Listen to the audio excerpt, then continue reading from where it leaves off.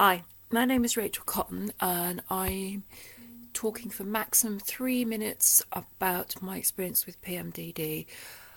I've never actually been diagnosed officially with PMDD, but it's because I simply can't get a doctor to take my symptoms seriously. I have back pain for most of my period, which lasts from my shoulders down to the bottom of my hips, and it's just constant squeezing.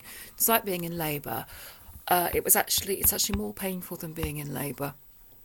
And I've had 2 kids, so I know what I'm talking about. And to be honest, labour only lasts, a few days max, whereas I was in that level of pain for weeks every month, which was quite tricky to deal with. I eventually got some of it resolved. I used a Mirena coil, and I use a progesterone-only pill, and I use a serotonin pill, cytopalm, which increases the uptake of serotonin.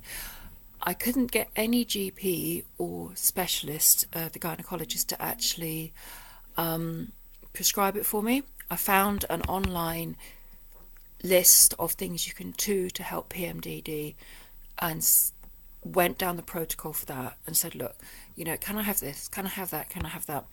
And eventually they all agreed, and I got the things, and life has been much more comfortable and livable. I believe it's cost me my job. I've also been diagnosed with ME, but I feel it's the fatigue coming from the periods that's actually caused the problem. When I have tracked my periods, I notice I have symptoms coming from day 10 till actually, and unfortunately, not obviously at all, until about day 7, which means day 10 I'm coming up to my ovulation, so I start to feel the hormones are beginning to ovulate at about day 10, and then obviously I ovulate on day 14, and I always know because I feel an extreme amount of pain on either side, which other side it is. Most of the time it's both sides, so I suspect I ovulate both sides, but that's never been confirmed because there's been no interest. And then I have a pushing, crushing pain from then on. My periods last about 3 weeks, which is very difficult when you've got symptoms from day 10. I start bleeding on day 1, obviously, and then I'm still bleeding, but I will notice there's a reduction in the mood-based symptoms whilst the bleeding is still going on.